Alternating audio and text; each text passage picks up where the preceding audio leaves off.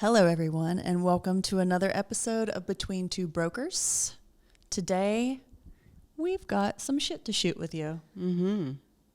It's been 2 months since we were last here. We never know when this is going to air, but it's the second week of January. I had a long break. I had nothing going on in December, so I actually truly had a vacation, and I'm ready to get back to work. Been showing all week, which feels good. Mm-hmm. You, on the other hand, sold like $6 million in December, and I don't know if you got much of a break. Yeah, well, because I'm on the surgery tour, I got taken down again. Yeah. And was told, I am very appreciative of this, by the way. I was told that it was going to take me down for a long time, so I told everybody I wasn't going to be back until February 1st, conservatively. However, I was fine the next day. Yeah, I knew you would be. Anyway, I'm not clear to live my life the way that I do. So fingers crossed I get through the next couple weeks and get cleared, but so far so good. So I definitely had a rest and was trapped in my house for a few weeks with Bruno and my man, and really loved it. Good. I really did. I'm glad you're back. I was going to have Spence co-host an episode with me and interview. Oh my God, that would have been so fun. Would it? Yeah. We'll see. Yeah. Maybe one day. Well, and if you go to France for a summer or something. Right. Hopefully no more surgery. Yeah, I'm done with that. Yeah. But I am like, yesterday I guess was kind of dreary when we got to the office, but like the last 24 hours, I am just like pumped and so happy.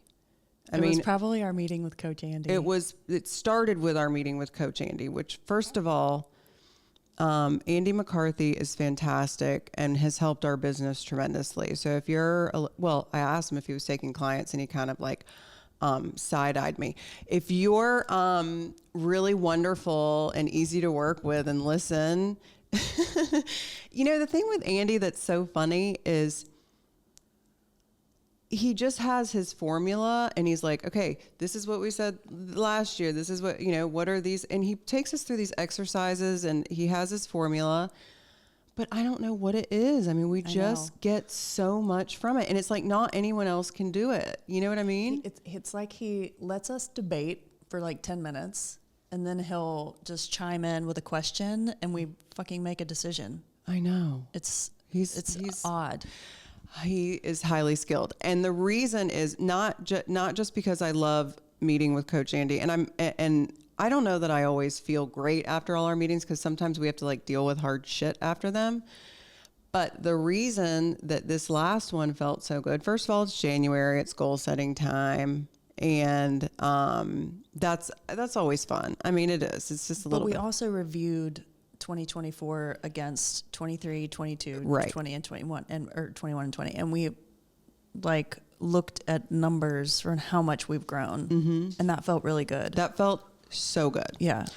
And he came to our first meeting of the year with our team and helped everybody, which everybody really appreciated and enjoyed. And so that was just, yes, Smith Spencer has grown a shit ton. I know that that's not a real measure, but since 2020.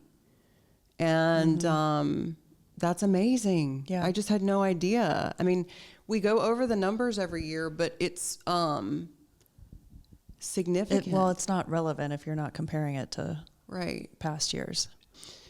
But things are good. Things are good, and I loved that. So before our meeting, he sent us an email and said, top 3 highlights of 2024 and then top 3 goals for 2025. And I think the number one highlight on your list, my list, and Cynthia's list was hiring Justin. Mm-hmm. Justin Tucker is amazing. You guys need to look at his Instagram. We're all obsessed with him. Yes. He has been life-changing for our marketing. He's so creative.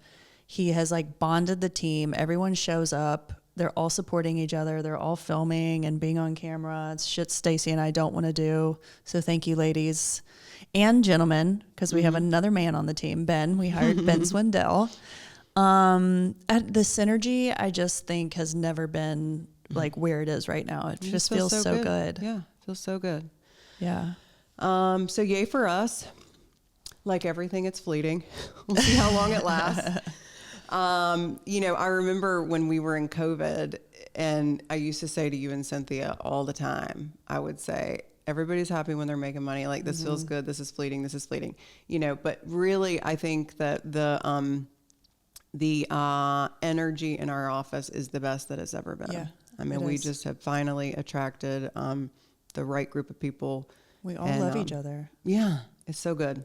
Okay, so I was going to share with our listeners a little recap of 2024. I apologize if you're on our newsletter list. You got this stat list in our December newsletter. But if not, you're in for a real treat today. I can't wait. Go. Okay, all right. That's what I meant to do. Sorry. She's still on staycation mode. Okay, I think the number one shocking thing was that a typical homeowner has accumulated $147,000 in housing wealth in just over the last 5 years, which has led to a really widespread in median net worth between homeowners and renters. So for homeowners, their median net worth is $415,000, and for renters, it's $10,000. Whoa. Yeah. It pays to own real estate, people. Huh. You have to pay for a roof over your head anyway. Why not build equity while you're doing that? Okay, I have something to bring up about this. Okay. Because a lot of wealth, they're influencers, they write books and everything. They often say that it doesn't make sense to buy in certain situations. I believe they're referring to big cities, oftentimes, where maybe it's just it there's takes longer fees. to recap the expense, you know. Mm-hmm. And I think there's certain life situations. If you're not gonna own a home, if you don't know where you're gonna be, in, I don't know. What do you tell people in terms of like how less long? than 2 years? I mean, it's not. Right. Unless you're like making major improvements to the house, no one's gonna pay you, so much more. COVID is never going to happen again like that. Okay, not while we're alive. You could sell a house in 2 years in COVID and make a lot of money, but that is an anomaly. But yeah, I mean, if you're going to be there more than 2 years, you're going to do way more than break even after you're, selling expenses. As long as you take care of the house. Okay. Like you can't just run it into the freaking ground. Right. I thought another interesting thing was that all cash buyers have surged to record highs.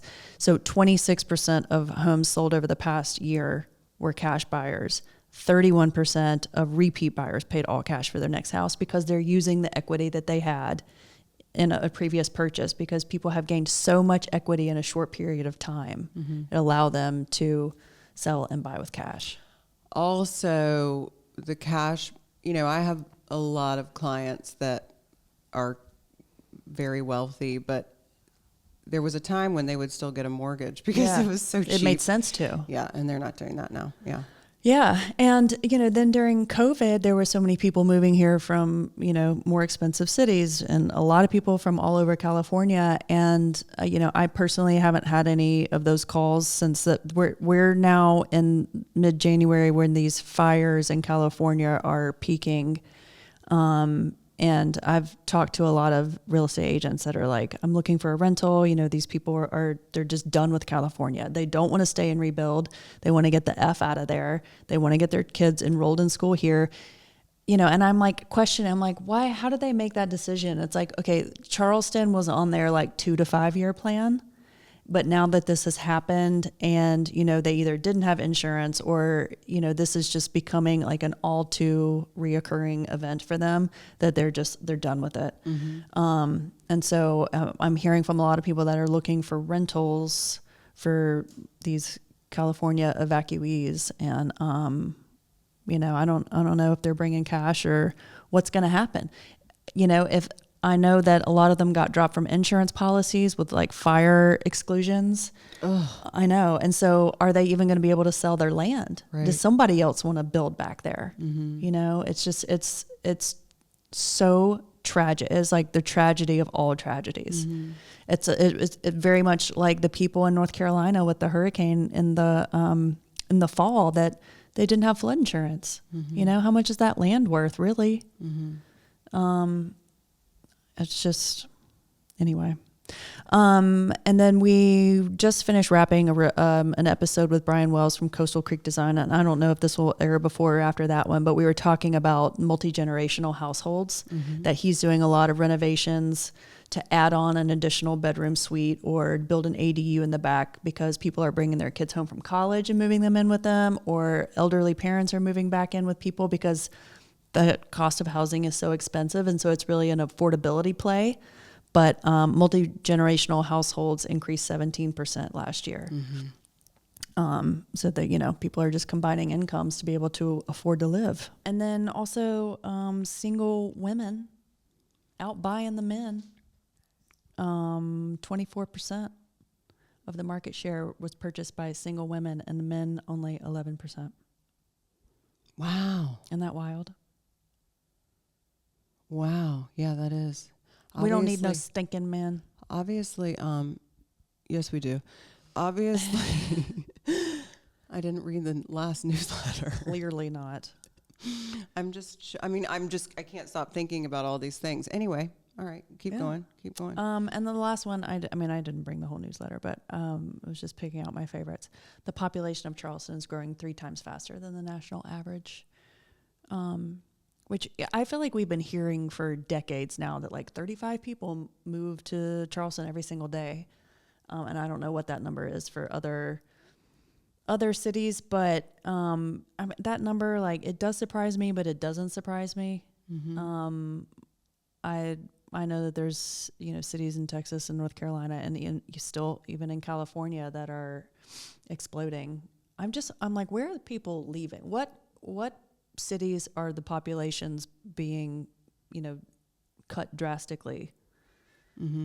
A lot of people will leave, New York and California to come here. I know, but I still feel like their markets are incredibly strong. They are, but because people are not going to stop moving to cities because that's where jobs are. Yeah. But once somebody can get on their own and get a job here, young people need to be in cities to get jobs, generally speaking, and meet other young people and everything. But that's kind of growing here. This is still a small town. And when I say it, it's kind of like everybody knows each other. Everybody will always like name drop to me. I don't know who anybody is. I just don't. But like young people, like the dating scene, don't you hear that all the time? Like everybody knows each other. Like yes, knows each other. That's the only. That's the only context I guess I could. Oh, I saw this video on Instagram last night where there's 2 events in January where you can like sell your friend. Sell, I use that term loosely, but it's like a gathering of singles. And let's say you were single. I'm obviously world's best wing woman. And I would go and I could put together like a slideshow about you. Oh my gosh. Like pitch you to all the single men in the audience or anybody that's there that on behalf of a single man. That's so fun. I know. I want to like sign up all of my girlfriends and put together a PowerPoint on all of them. And what would you say about me? How would you market me? She's gonna have to dig deep to think of some good things. Yeah, I'll come back to that. So anyway, I thought 2024 had some really like eye-opening numbers for the real estate market. I asked the team, what we should talk about on today's episode. And, somebody suggested 2025 predictions, which I'm already wrong on one of them, which was that I really thought that our interest rate would be in the sixes by now. And the jobs report came out last Friday and they went from like 7.05 to 7.25. I mean, like a major jump in one day, and they haven't come back down. That's a little concerning. Kind of like it takes the steam out of, I think, the new year and the ready to go spring market. We'll see what happens over the next couple months before we actually do get into the actual spring. But a lot of times Charleston's market starts, late January, early February. Well, okay, so we talked about this in the last episode, but December 2024. So everybody was holding their breath in the fall to get through the election. December 2024 was a crazy month, 16% more transactions than December 2023. And we finished higher in terms of transactions in 2024 over 2023. Small amount, but yes. People feel that they seem to have a lot of confidence about the economy. Of course, we have no idea what's going to happen, okay? But that seems to be a thing. So I think it depends on the market. I think that the luxury market, the all cash buyer market, is going to continue to flourish. And I think that the lower price points and first time home buyers and young people, that's going to be a bit of a challenge. And I'm talking about here in Charleston. That's a good point, because I saw yesterday that the $10 million listing on Sullivan's Island went under contract. Mm-hmm. And it hasn't been on the market that long. I don't think that that's going to stop. Yeah. And I don't think it's getting richer. And I don't think that, that's what I was going to say. I don't know when that's going to stop, but people that have money are coming here, and that will continue. Mm-hmm. So yeah, I mean, and so in terms of transactions and whatever, I think there's some kind of neutral things going on, because it's like what you said. So money is expensive to borrow. And so even if we have a good economy, that's a problem. So it kind of cancels itself out. And then also, I've had this conversation recently where I started to, I'm starting to hear about like people having money problems that you would not think, and that, so COVID, everybody was riding high. Like, so we got pumped full of money during COVID. A lot of people did. Okay. And I don't think everybody was very responsible with that money. Definitely not. And so, I think that there's going to be some of that kind of cancels out the people who are like still flourishing or whatever. I think that there's a lot of people that are coming to terms with the fact that they're like facing bankruptcy.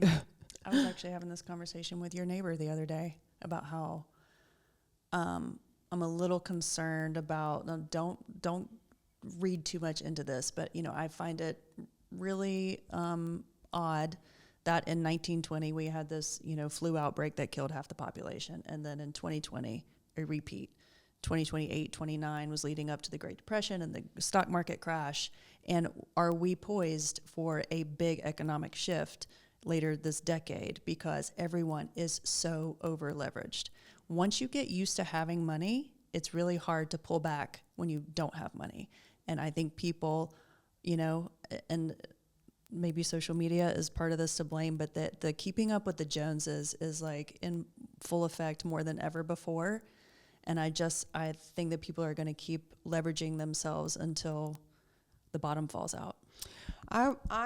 You've said so many things that now I'm going to go home and research today, because I really haven't been paying attention. I've been in la land for the past couple of weeks, and deservedly so. But I have not been, but now I'm like, I want to, I mean, I know that people's credit card debt has increased dramatically. I've seen those headlines, but I don't know where we are. First of all, look, nothing just goes up. Okay. And we have done nothing but go up since 2010. That's basically 15 years of going up. Okay. That's a very long time to go up. So, yes, we are poised for a downturn. Like inevitably, it's what happens. Nobody wants to hear it. Here in Charleston, we have the whole supply and demand issue. I mean, so I don't have any idea what's going to happen, but you need to be ready, and you just need to be prepared for anything. That's the only thing I'm going to say. Work on your rainy day funds, people. Yeah. For sure. Cause when I went through that in selling real estate, people forget everything. You always hear your girlfriend say, oh, like I said I was never going to have another kid, and look at all 4 of them. Like, you forget the pain that you went through. Now, I have not forgotten that. I've learned from that, and it'll be interesting to see. But it's kind of exciting for some people because they're waiting for it, and they'll take advantage because they've been smart with their money and they have cash, and they, if you're ready when the next downturn happens and you have cash, you could put yourself in a position to retire 20 years earlier than you thought you could. That's all I'm going to say. I mean, hindsight's 20/20, but when we went through the last real estate crash, which I'm not saying that this is going to be a real estate crash. Right. I don't know what will happen. But when everybody starts freaking out and panicking, obviously we all know good old Warren says that's when you jump in. And I think about that all the time. I mean, there's always opportunity, and you just have to be ready for it. And you cannot ride this wave of blind confidence that it seems like so many people have, so, Well, did we just burst this balloon? You were in such a good mood when you came in here, and now we've had negative talk. No, I don't think it's negative. I think it's realistic. I mean, I don't think it's negative at all. Again, I mean, it'll be really hard to see some people crash and burn. I mean, it will be very painful, but I'm not going to. Yeah. I crashed and burned once. Okay, guys, not ever again. So anyway, we'll see. Yeah. Did you want to talk about goal setting? 'Cause goal setting. I can take a nap while you do that. You really like me, huh? You can't think of one good way to market me at the singles event. Stacy, that is a big homework assignment. I want to take it seriously. Goal setting is not my thing. Well, that's interesting within itself. And it really is, because when Erin and I became partners, we talked about this. And what can you explain your reasoning? I can't remember exactly what your perspective is. You just say you don't like it because why? I don't think that far ahead. Oh, that's right. And she doesn't, guys. This is what I have to deal with on. You were thinking about today and tomorrow and this week and next month and yeah. Now, I will say Coach Andy has learned, and I think that he's pretty realistic too. When he does goal setting with us, we look at the year. Yeah. And break it down for a quarter, really. Right. And that's very helpful. Yeah. And it's useful because, look, who knows? I mean, my year last year, who knew I was going to experience the things that I experienced? Right. I mean, you never know. So, so he came into the office and he does, he does these writing exercises where you have to go through some of the things, and just I mean, I think it's really good to set aside the time and do it. I want to tell you the thing that scares me most, and you've heard me say this many times, but the thing it literally scares me is that if I set a goal, I will achieve it. It's like, and that's scary. So, I want to be like realistic with my goals. But I have to think very carefully about what they are. I mean, it's, because I've had so many young agents come in, and I was like this. I mean, Erin, when I was young, like my ambition, I know people think I'm very ambitious, but I have squashed most of this. Like, I want a simple life. I don't want to live in a palace, and I don't want to work the amount that you have to work in order to achieve be one of the top, let's say one of the top 10 agents in Charleston. Let's just say that, for example. The amount of work that would be involved in that is absolutely not something that I am willing to do. Like, I have figured out a very comfortable life for myself. And, some people would say, it's a shitty goal. But my challenges that I create for myself are in different ways. It's just like doing things differently, or thinking about things differently, or having different roles and stuff. So I think it can just be anything that you want. But we only go a year out. I think sometimes it's fun to think about 5 or 10 years. I love doing that with my boyfriend. It's just kind of fun to dream and talk about stuff, but we have no idea. Yeah. So I think it's a waste of time because we don't have any idea. Yes, I totally. So anyway, but we had such a great session with Andy, and I think we need to set goals as a business. I think it's vital to set goals as a business. You have got to have a North Star, generally speaking, and like for numbers and things like that. I mean, we have to grow. And we want to grow. And so what does that look like? So that was really useful and fun. And then like tracking everything, I think is you have to do that as a business. So do you have any personal things for the year that you're like trying to... I haven't even like thought about really any personal things except just like health. Like I'm just trying to make sure that I want no stitches in 2025. That's a good one. That's my goal. Yeah. The ones that I wrote down are not for public consumption, though. Oh, well, will you tell me later? Yes. For me, it like time is what I want more of. And I want to spend more time with my folks, which is the reason I took my mom on the date last night. And like, I videoed her without her consent. Sorry, but I just want, my parents are, they make me laugh constantly, and I want to be with them. And I can't tell you how many times I have to tell them no. And, that bothers me so much. Like I started putting on my calendar every Saturday at 1 that I was going to do something with them. I got to do it. I just think I did that at the end of the summer. I wound up getting to do it once a month, which is pretty shitty. I mean, they live 20 minutes away from me. So, I want to be able to really get a lot of time with both of them at least once a month. That's a great goal. Mm-hmm. You know, Lindsay and I were kind of talking before everyone got here about how when you lose a parent, you have a different empathy towards death. And once someone's gone, you can't, those feelings of guilt and I should have, could have, would have done all this had I known that they were going to pass when they passed. I would have called more. I would have made more of an effort. And so it's too late, but for you, I think I'm proud of you that you have that goal because it's important. And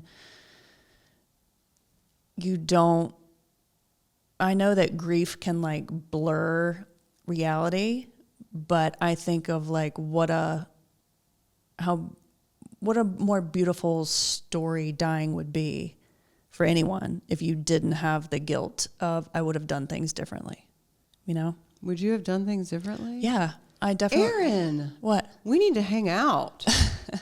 Yeah, I mean, I didn't visit enough, Really? Yeah. Erin, mm-mm. Mm-mm. Made me cry. You know what it is that I watched the Whitney Houston documentary on Netflix last night, and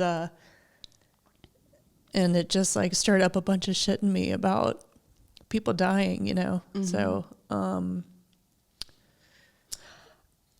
going to make a comment. okay. Okay. I love you and I hear you, but I think this is your perfectionism coming through. I do. I really do. I mean,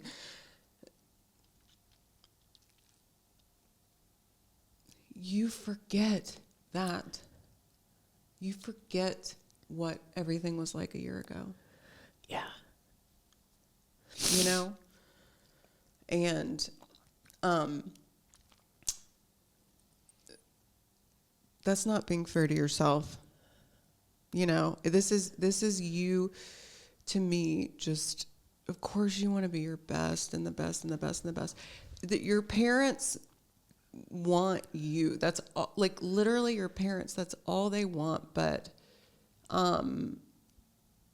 there are restrictions and there are limitations. And, I have this conversation with my parents all the time. But I just want you to know I don't believe that. So you can believe what you want to believe. And I have been thinking a lot and talking a lot too. I guess it's the whole goal setting thing. It's like regret. I think that we should all strive to live a life without regret because we were doing the best we could at the time. See, I will tell you, this is another area where Erin and I conflict. I believe that everybody is doing the best it's not a belief. I know that everybody is doing the best that they can. Okay. And I mean the homeless person and I mean the egomaniac billionaire. I mean, every single person is literally doing the best they can with what they have. And you were, and I know that. So I think it's just like when I've looked back at some of the mistakes that I've made, how can I have regret when it brought me here, which is right where I want to be, Yeah.